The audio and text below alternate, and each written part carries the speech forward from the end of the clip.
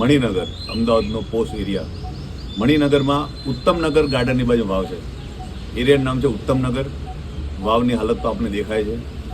21મી સદી ચાલે છે મિત્રો.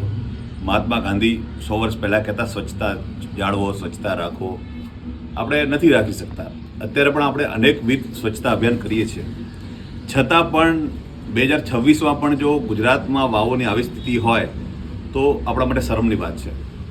સ્વચ્છતા અભિયાન નિરાકરણ નથી, એજ્યુકેશન આપવું જરૂરી છે. કોણ કરશે? ખાસ કરીને સ્થાનિક લોકો અને સ્થાનિક વહીવટીતંત્ર.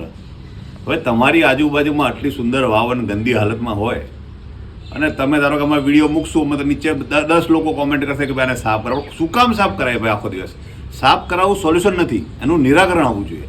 કાયમી સ્વચ્છ રહે અને સારી હાલતમાં રહે, મેન્ટેન રહે અને એજ્યુકેશનનો ભાગ બને. ઉત્તમનગર, મણિનગરની આજુબાજુ કેટલી સ્કૂલોવાળાએ વાવની મુલાકાત લીધી.